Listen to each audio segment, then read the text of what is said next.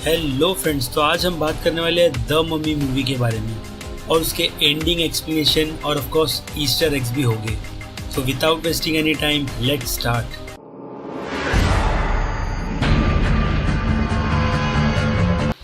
आप सबको तो पता ही है कि द मम्मी रीबूट है हमारी क्लासिक और लेजेंड मूवी द मम्मी की सीरीज की। तो यूनिवर्सल को रीबूट की जरूरत क्यों थी?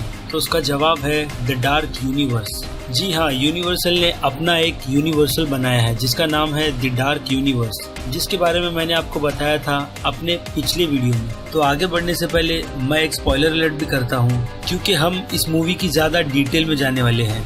क्या द मम्मी मूवी ऑडियंस के दिल और दिमाग पर उतरी है? तो उसका जवाब है नहीं। ये मूवी बॉक्स ऑफिस पर कुछ खास असर नहीं दिखा पाई, पर फिर भी यूनिवर्सल डार्क यूनिवर्स की मूवीज को कंटिन्यू करेगा आगे भी। तो अब बात करते हैं फिल्म की। हमने देखा था एंड के सीन में जहाँ पर टॉम क्रूज कुछ ढूंढने निकल जाता है। इसका मतलब टॉम क्रूज वापस आएगा डार्क यूनिवर्स में।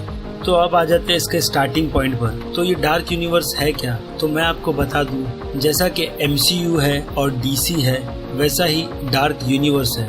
मतलब यूनिवर्स के पास ऐसे बहुत सारे मॉन्स्टर्स हैं। तो यूनिवर्सल चाहता है कि वो सब एक दूसरे से कनेक्ट हो, जैसे कि द मम्मी है। तो आप सोच रहे होंगे द मम्मी बाकी सब मूवी से कनेक्ट कैसी होगी? जी, उसका रीजन है डॉक्टर जेकिल। जी हाँ, डॉक्टर जेकिल ही वो शख्स है जो सभी मूवी को कनेक्ट करेंगे। और अगर हम देखें तो डॉक्टर जेकिल डार्क यूनिवर्स के निक फ्यूरी है, जो कि सभी मूवी को कनेक्ट करेंगे। अब बात करते हैं फिल्म की। स्टार्ट के सीन में हम देखते हैं निक और वॉइल्ड को, जो कि इराक के डेजर्ट में फाइट कर रहे होते हैं और वो कुछ ढूंढ भी रहे होते हैं। और उसकी कुछ देर बाद एयर अटैक होता है और एक जमीन में बड़ा सा खड्डा हो जाता है, जिससे उन्हें अंदर जाने का रास्ता मिल जाता है। और निक को लगता है कि नीचे हरम है, जो कि नहीं होता, और नीचे होता है एमनेट का मकबरा। एमनेट इजिप्ट के टाइम की प्रिंस होती है, मतलब फेरोन की बेटी, जो कि आगे चल के रानी बनने वाली होती है। लेकिन ऐसा नहीं होता, क्योंकि उस फेरोन की दूसरी पत्नी को लड़का होता है। इसका मतलब आगे चल के राजगद्दी पर वही बैठेगा। ये बात आमनेट को पसंद नहीं आती और वो शैतान से मदद लेने चली जाती है। और वो शैतान के भगवानों से एक वादा करती है, अगर तुम मुझे मेरा राज दिलवाओगे तो मैं तुम्हें इस दुनिया में आने दूंगी, जिसकी वो कसम लेती है। और जैसे ही वो उस खंजर को हाथ में लेती है तो उसका दूसरा जन्म होता है नई शक्तियों के साथ। और उसके बाद एमनेट जाकर अपने पिता को और अपनी सौतेली माँ और अपने सौतेले भाई सबको मार देती है। और उसका आखिरी काम अधूरा रह जाता है, शैतान को दुनिया में लाने का। और उसे उस महल के सिपाही लोग पकड़ लेते हैं और वो लोग एमनेट को मम्मी बनाकर एक टॉम में बंद कर देते हैं और उसे मर्क्यूरी के अंदर डाल देते हैं, जिससे बुरी आत्माएं बाहर नहीं आती। पर हमारे फिल्म के हीरो निक, वो आकर उसे उस कैद से आज़ाद करवा देते हैं।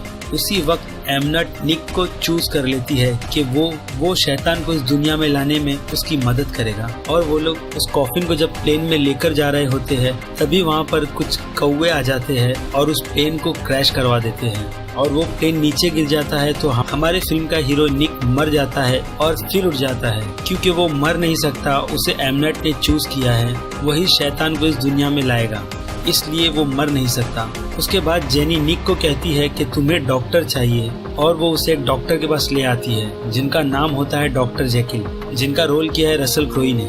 डॉक्टर जेकिल इस मूवी का वो कैरेक्टर है जो यूनिवर्सल की हर एक मूवी को जोड़ता है। डॉक्टर जेकिल के अंदर एक और शैतान भी होता है, जिसे हम कहते हैं मल्टीपल डिसऑर्डर। और डॉक्टर जेकिल हेड होते हैं इस प्रोग्राम के, जिसका नाम होता है प्रेडिजियम। और उनका बेस छुपा होता है लंदन हिस्ट्री म्यूजियम के नीचे, जहाँ पर हर वो चीज की टेस्ट होती है जो बहुत ही खास होती है। और अगर उनमें कुछ शक्ति होती है तो वो लोग उसे वहीं पर खत्म कर देते हैं। और डॉक्टर जैक की लैब में हमें कुछ इंटरेस्टिंग चीज भी नजर आई थी। हम देखते हैं जब निक को वहाँ पर ले आ रहे होते हैं तो निक वहाँ पर देखता है, वहाँ पर एक ड्रैकुला का स्कल रखा होता है और दूसरी जगह पर एक हाथ रखा होता है, जो कि है ब्लैक लगून का। ब्लैक लगून पानी में रहने वाला मॉन्स्टर है। अब डार्क यूनिवर्स के दिमाग में क्या चल रहा है उसकी तो हमें कंफर्मेशन है नहीं। अब बात करते हैं मूवी की। इस मूवी में ऐसे दो और ईस्टर एग्स है। एक जहाँ पर हम देखते हैं कि जेनी किसी को मार रही होती है और वो जिस चीज से मार रही होती है वो एक बुक होती है जिसका नाम है द बुक ऑफ डेथ।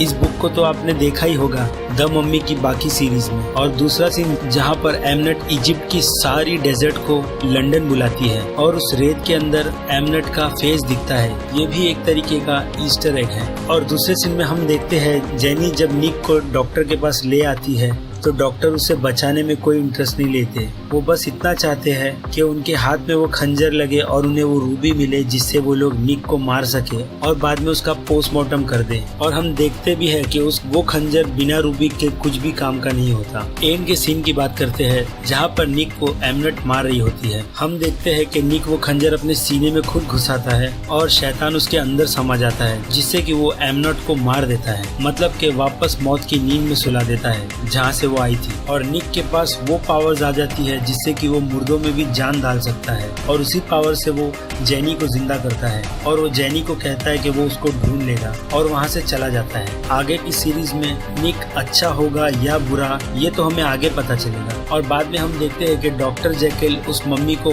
वापस उस कॉफिन में डालकर दफना देते हैं उसी मर्क्यूरी में जहाँ से वो आई थी, लेकिन उनके लैब में। इसका मतलब है कि एमनेट भी रिटर्न आएगी द मम्मी की बाकी सीरीज में। और हम देखते हैं कि निक अपने दोस्त को वापस जिंदा करके कुछ ढूंढने जा रहा है। तो क्या द मम्मी का सीक्वल आएगा? इसका जवाब है हाँ, आएगा। लेकिन उससे पहले डार्क यूनिवर्स ने दूसरी मूवीज भी अनाउंस की है जिसके डायरेक्टर फाइनल हो चुके हैं और उस मूवी के डायरेक्टर का नाम है बिल कॉन्डोन, जो कि डायरेक्टर थे the beauty and the beast के। वो डायरेक्ट करने वाले हैं मूवी द फ्रैंकेनस्टाइन और उसके बाद आएगी द इनविजिबल मैन जिसकी कास्टिंग फाइनल हो चुकी है। इनविजिबल के रोल में नजर आने वाले हैं हमारे जैक स्पैरो यानी कि जॉनी डेप। यूनिवर्सल ने अब तक 2 मूवी कंफर्म कर दी है, एक इनविजिबल मैन और द फ्रैंकेनस्टाइन। तो फ्रैंकेनस्टाइन के रोल में हमें ज़ेवी ब्लिडम नजर आने वाले हैं जो कि नजर आए थे Pirates of the Caribbean Dead Men Tell No Tales में। और उस मूवी में फ्रैंकेनस्टाइन की ब्राइड भी होगी।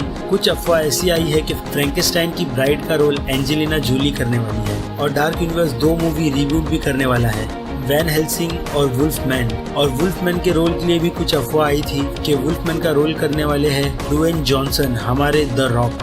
और आगे चल के डार्क यूनिवर्स की हमें और मूवी भी देखने मिलेगी जैसे कि the black lagoon, Dracula, Phantom of the opera और द हंचबैक ऑफ डेन। ये मूवी है जो डार्क यूनिवर्स की अपकमिंग हो सकती है। और डार्क यूनिवर्स ने कहा भी है कि वो हर साल एक मूवी रिलीज करेगा। इसका मतलब है 2018 में हमें फ्रैंकेनस्टाइन देखने मिलेगी और 2019 में हमें द इनविजिबल मैन। और इन सब मूवी को बनाने के लिए सपोर्ट कर रहे हैं एलेक्स कुर्ज़मैन जो कि द मम्मी मूवी के डायरेक्टर है। और इनका इस यूनिवर्स में रोल इस तरीके का है जैसा कि MCU में हमारे केविन।